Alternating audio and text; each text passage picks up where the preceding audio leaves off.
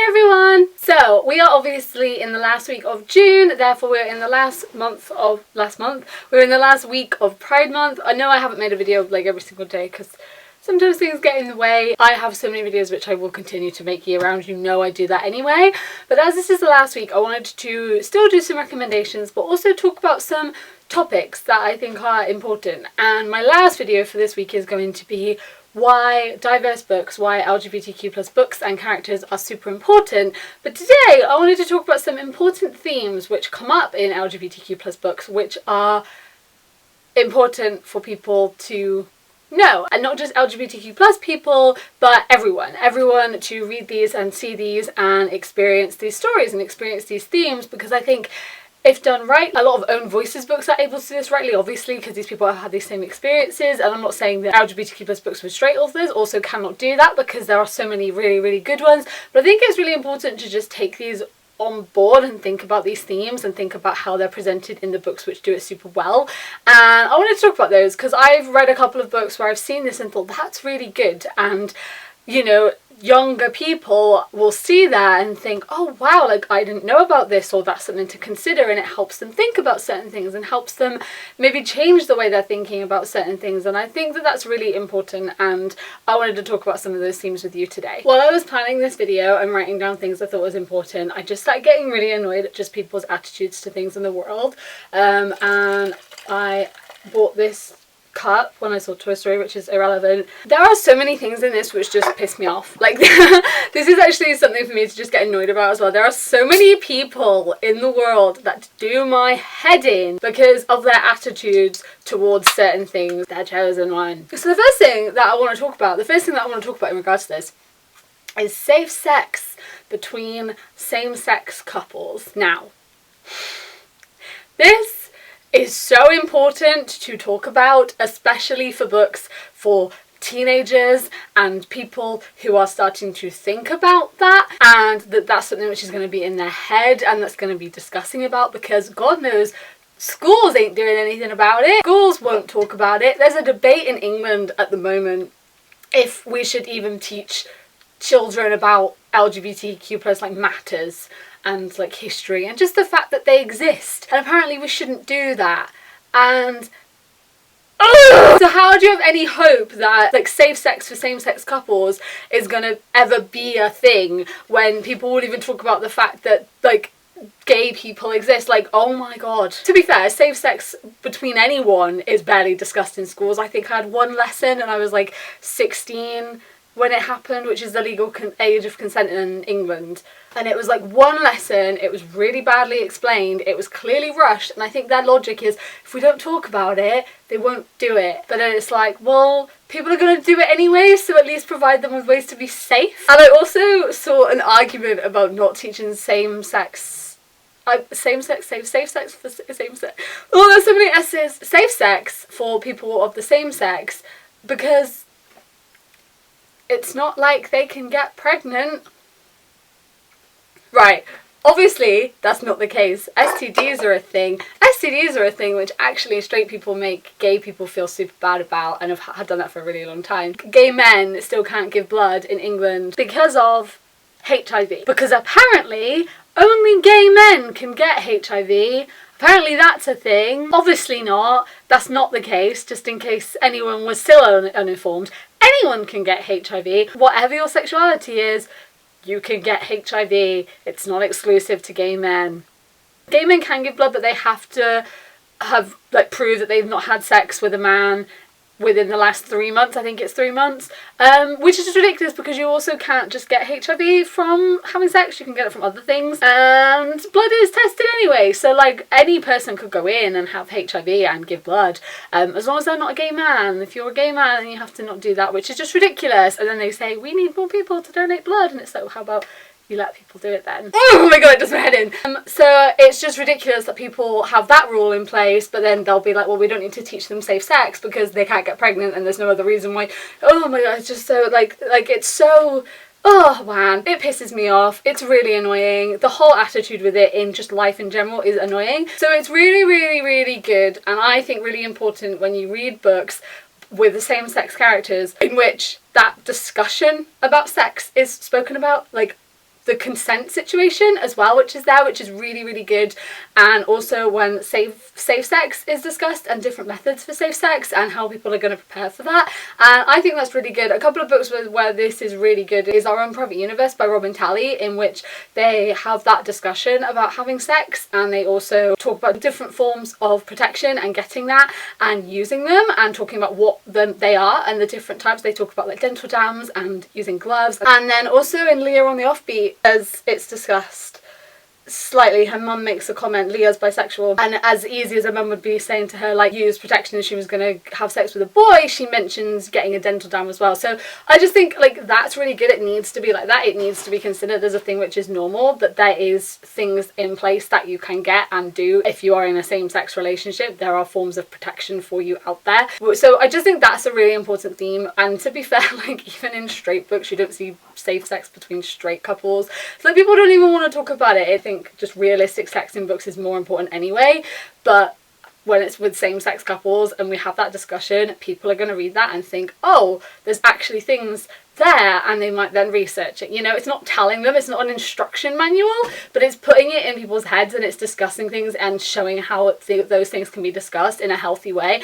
And that's literally more than the educational system is doing, so Another thing is just the general discussions about different things that are in them, about pronouns, ways to ask about people's pronouns in like an actually respectable way, and also using they and them pronouns, stereotypes, and having characters that don't necessarily fit a stereotype for something, because stereotypes are incredibly harmful. They come from usually a negative place. You know, I think it's really important that those things are spoken about, and there are so many books in which that is the case. There are so many books in which people's identity is explored and that these stereotypes are not there. I think Simon vs. Homo Sapiens Gender is a really good one, where he talks about how race as well, white shouldn't be the default any more than straight should be the default, and don't assume people's sexualities. And though that whole stereotype situation and, oh, I knew they were gay before they told me, well, no you didn't, because if you thought you did, then you were basing that on a stereotype that shouldn't exist. I really like that. I like that that's seen in books, and I like that in these books those things can be tackled, because even if someone doesn't realise it, if you grow up around people that kind of support those stereotypes and use language to suggest that people are a certain way because of the way they may act or the way they may dress, etc, etc, then I think that's just going to slowly kind of go into your brain. And I'm not saying that that means you're not at fault, because if you then also use that, you should try and educate yourself.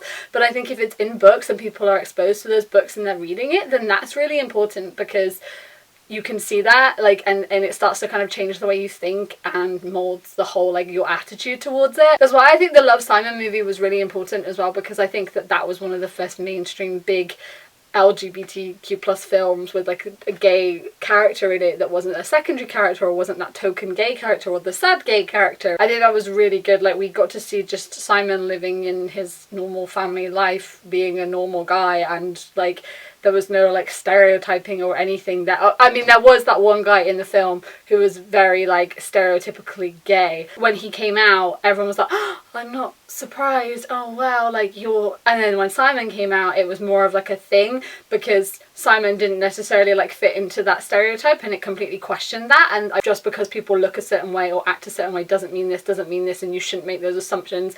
Even if eventually someone does come out to you and you're like, well, I thought I knew, you shouldn't have known because of that assumption, you know? I'm rambling, but I hope you know what I mean. People have different personalities and different family lives, and I think it's just so great to see that diversity within that, and to see diversity within families and personalities and people. Again, it helps remove those stereotypes, because not all LGBTQ plus people are the same, not all gay people are the same, not all lesbians are the same, not all bisexual people are the same, not all transgender people are the same, not all asexual people are the same, etc, etc, and like no one's the same. So yeah, I think it's great to challenge that, and I think so many books do that so well. I think that that's a really important discussion and really important things to talk about in LGBTQ plus literature, and I think that it's great that more and more of that is coming out and those things are becoming such a big thing to discuss. I also think it's really important for the thing of sexuality being something which is fluid and something that can change. And I'm not saying that it changes because it's a choice, because it's absolutely not. You know, people don't suddenly decide something because they can choose to, but people learn about their sexuality all the time, and things can change and it can be fluid. Books like Ramona Blue do this really well. Her whole life she just likes girls and she is a lesbian and that's how she identifies. Then she gets reunited with her old childhood friend Freddie and starts to realise that she has feelings for him as well. The whole time that Ramona has lived and has identified as a lesbian is not suddenly invalid. She still likes girls. That whole time where that was how she identified isn't suddenly erased because that's how she used to identify, and now she identifies, I think at the end it's like bisexual, but I might be wrong, but even as an example, let's use that. That doesn't then make her bisexuality any less fluid. She doesn't suddenly like men, she's not suddenly straight, she's now bisexual, that's it, because now she's found someone where she does feel like that with him, even if before she wouldn't have thought that, and that's okay. Bisexuality is also fluid. It's not 50-50. It can be 50-50, but it's not 50-50. And just if you're a girl who has only liked girls and then you end up dating or married to a guy, you're not suddenly straight. And if you are bisexual but you marry a woman, you're not actually a lesbian, you're still bisexual. And I think it's really important to have that and to see in these books how sexuality can be fluid and things can, you know, people will learn more about themselves every day. It's still not that choice. People are not choosing anything. You don't choose your sexuality, and that's what's important. I think it's important to see how things can evolve and how people can feel, and that's really important and something which we see in LGBTQ+ books, and that's really great. Religion and sexuality. I think that it's fabulous to see religion explored in LGBTQ+ books. In a lot of books where maybe it's written by a straight person or a very religious person, or the characters are predominantly straight and religion is just something that comes up because there might be like a secondary gay character or something. Usually it's suggested that gay, like being gay in the eyes of God, is wrong, and we see people online every day that preach that, and we see people who are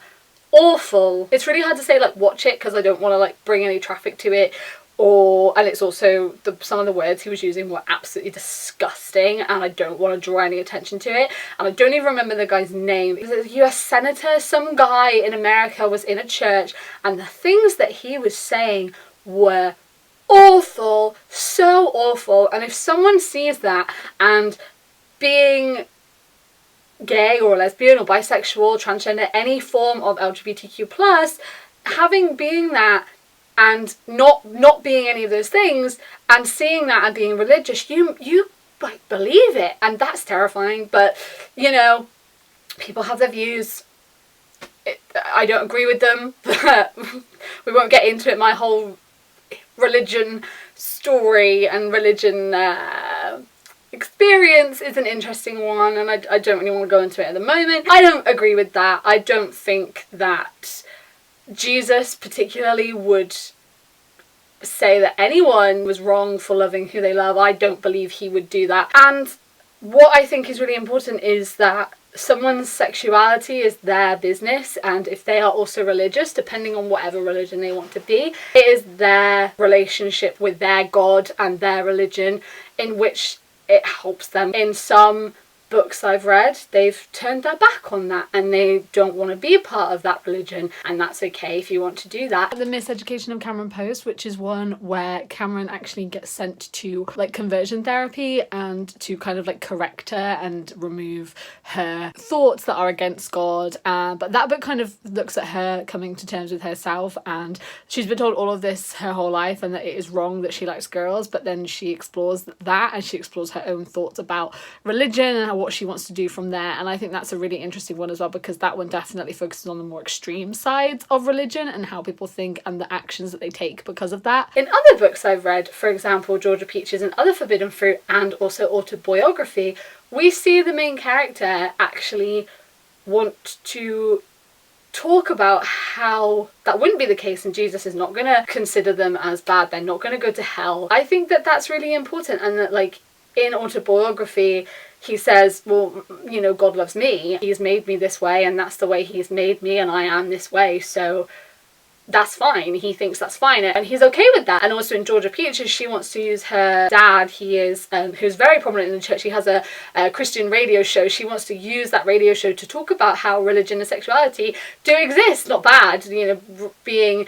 gay, being a lesbian is not a bad thing. It's not something which you should be ashamed of and that religion should condemn. And I think that's really important, because I think having that exploration, having that discussion, seeing characters have that discussion and think about these things in a positive way, and it not kind of being something which is inherently negative, can really help people that are struggling with it. If someone grows up in a really religious household and has been told their whole life that it's wrong, and they're thinking I am wrong, and you know, I think if they came across that book, if they came across a story like that and they were able to read that, it might open that door for them. It might make them think, oh, okay, and then they might end up finding other people in real life that think the same thing, and it can lead them in the right way. And I think that that's important. That's why these books are so important, because they discuss things which other books don't touch on, that other books are so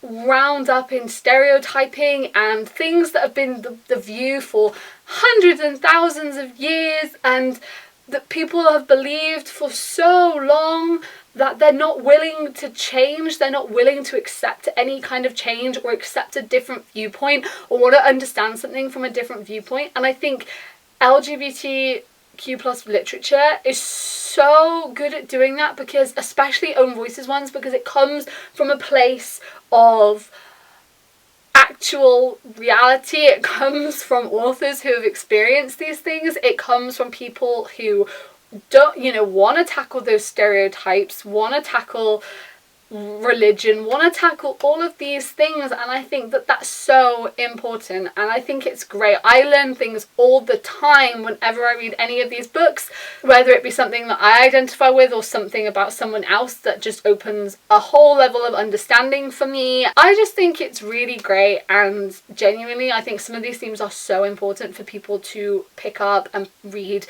It could help them so much. One of the reasons why Ari and Dante is one of my most favorite books is just Ari's attitude to so many things just like really hit me really hard, and I wasn't expecting it to hit me as hard as it did. Like, that bloody knocked me out. Someone could have come over to me and whacked me around the head with a whack-a-mole hammer, and I think that's sort of how I felt when I finished Ari and Dante. You've got Dante's perspective on so many things which is so different from Ari, and I definitely, like, mindset wise at the time when I read Ari and Dante, definitely fit more into Ari's perspective. Definitely, I was terrified with how much my brain was in his head. It was so weird. I know he's like a 15-year-old boy in that, which, like, obviously I'm not, and was not at the time. The way he thought about certain things, the way he thought about life was just, it was bizarre. I was like, oh my god, I've literally had all these thoughts. And now I probably do resonate more with Dante. I'm older now. I read that book, like, how many years ago? 6 or 7 years ago. I have grown up and I've learned those things about myself, and, like, you know, you learn things and you accept things and all that jazz. So now I'm definitely more in the Dante side of things, but it was interesting. And I think if I hadn't found that book, I don't you know, I suddenly went on this big thing of learning loads of things and reading up on loads of things and figuring out loads of things, and it sent me on this massive, like, thing. And if I had never read that book, I don't know if I would have done that. I really don't. So that was really great that I had that, and I think it's really great, you know, there might be another book which does that for someone else. I think it's just important that LGBTQ plus literature starts to continue to exist anyway, and not just the L and the G side of things. And then that ties in nicely to my final point, which is that there are so many different aspects as well. I think we're still very much still stuck in the L and the G. Gay books definitely dominate, male-male relationships definitely dominate. We're getting a lot more female relationships, which is fabulous. And also bisexual is becoming more and more explored, which again is fab. And also transgender books, there are a couple more of those, but still not as many as I think the world would like. But I think now we have to